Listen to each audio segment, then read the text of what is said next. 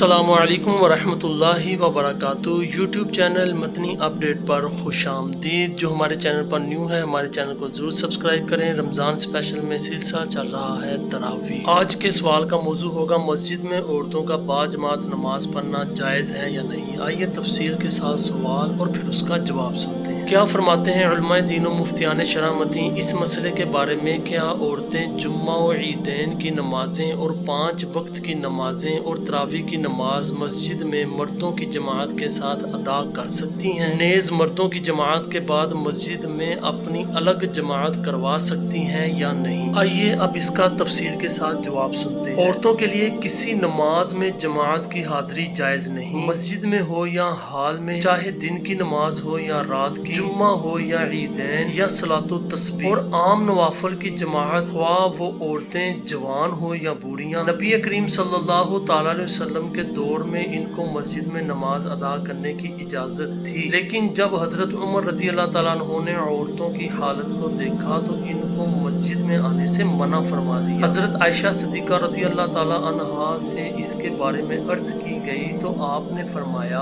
اگر نبی کریم صلی اللہ تعالیٰ علیہ وسلم دیکھ لیتے جو ان عورتوں میں ظاہر ہوا ہے تو آپ ضرور ان کو منع فرماتے۔ نیز عورتیں مردوں کی جماعت کے اوقات کے علاوہ بھی اپنی نماز کے لیے مسجد میں حاضر نہیں ہو سکتی، چاہے وہ اکیلے نماز پڑھیں یا کوئی عورت ان کی امامت کرائے، کہ عورت کی امامت مطلقاً مکروہ تحریمی ہے، فرض کی جماعت یا نفل کی مسجد میں ہو یا گھر میں۔ اور دوسری وجہ یہ کہ فرض کی جماعت مسنونہ واجبہ کی ادائیگی کے لیے جب مسجد میں جانا منع ہے تو اپنی جماعت کروانے کے لیے کہ جو مشروع و جائز ہی نہیں، اس کی ادائیگی کے لیے جانا کیوں کر جائز ہوگا؟ ضرور اس صورت میں صرف ممانعت نہیں بلکہ نجائز و گناہ کا حکم ہوگا۔